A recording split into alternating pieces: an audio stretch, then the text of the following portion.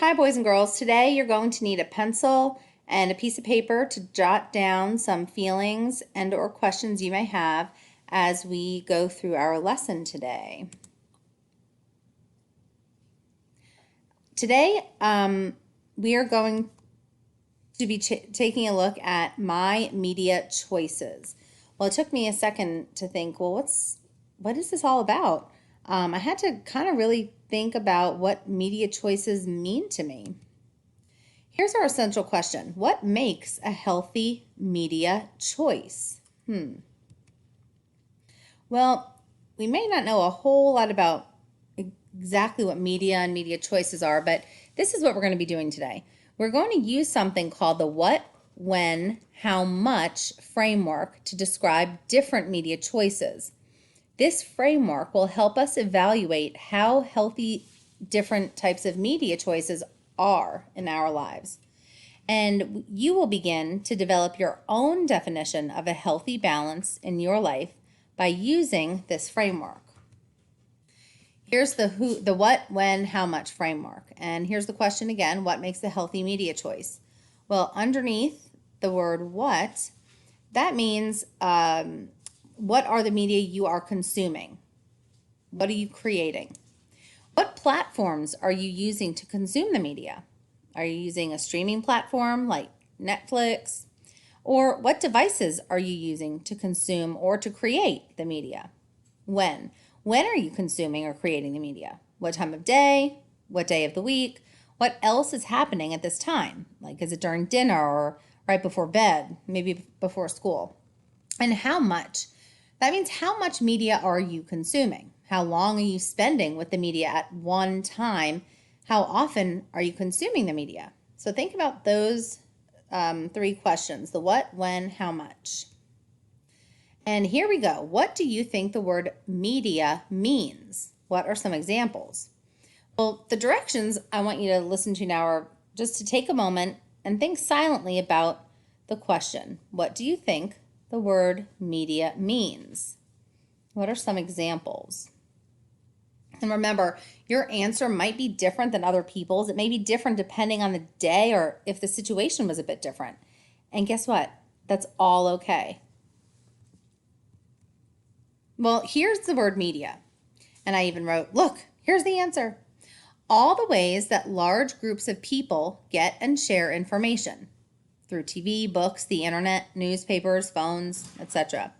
That comprises media.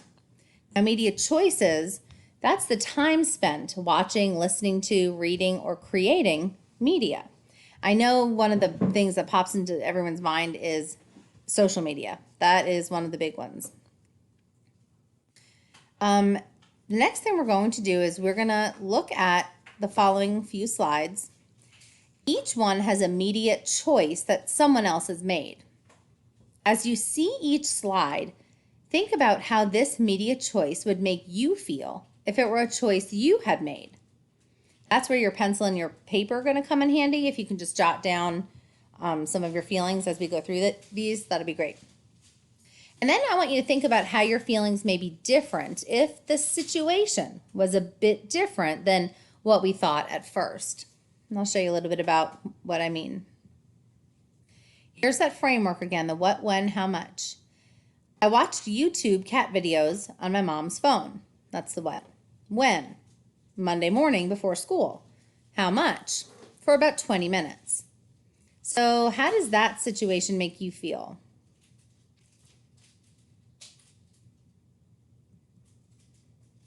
And why does it make you feel that way? Now, some people might really like cat videos. They like cats and they have a few extra minutes in the morning. That might be an okay media choice. But for some people, like my family, we don't have 20 minutes to spare in the morning. One of my sayings in my house is, if you're sitting down doing nothing, you are doing something wrong, because we are always running around. So I know it probably wouldn't be a good choice in my house, but in other people's houses, it might fit into their lives. So what makes something a good media choice for one person doesn't mean that it's going to work for everybody. Here's that framework again, the what, when, how much. What?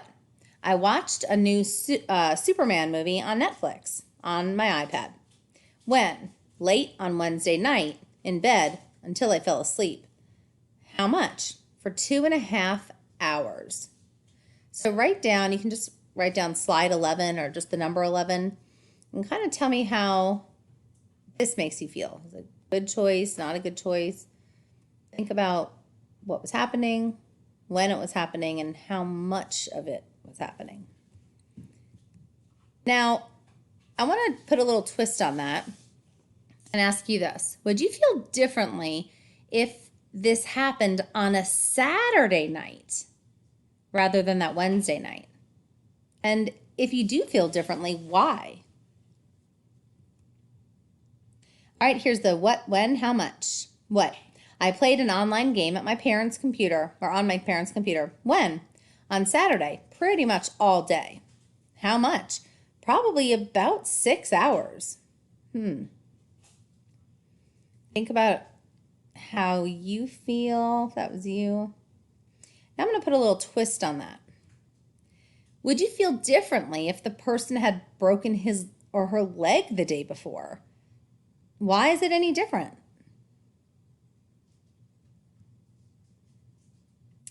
Here's another situation. What? I talked to my grandma on FaceTime on my dad's iPhone. When? Tuesday evening, right before dinner. How much? For about 10 minutes. How does that make you feel?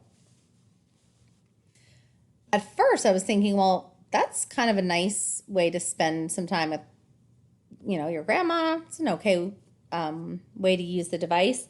But then I got to thinking about the twist. How do you think your grandma would feel?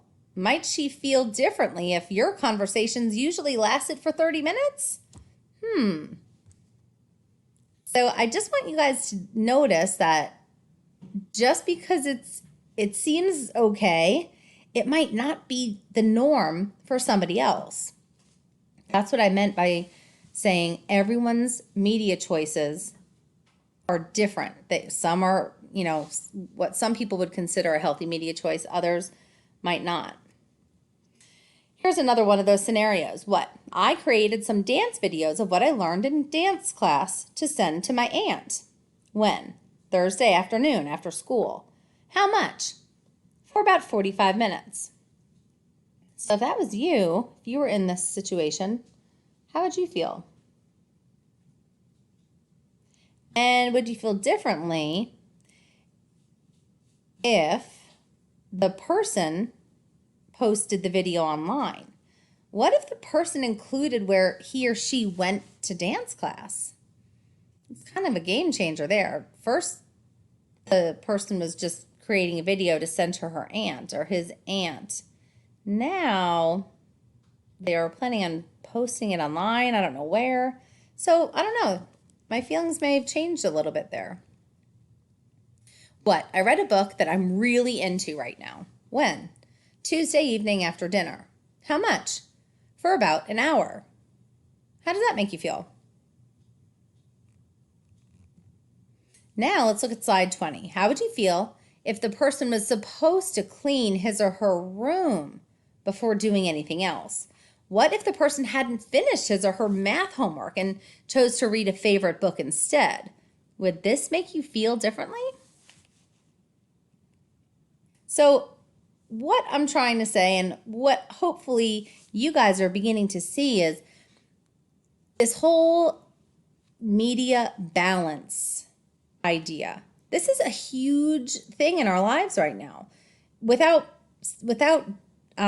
devices, computers, laptops, we wouldn't be able to have this conversation. I wouldn't be able to be teaching this lesson. So technology is pretty important, but using media in a way that feels healthy and in balance with other life activities, like with your family, friends, school, hobbies, etc. That's what we have to keep in mind. Technology is great. It's an amazing tool, but coming from your technology teacher, guys, we all have to make sure that we're using technology in a healthy way. So we have to have that media balance, a good balance of a little bit of everything.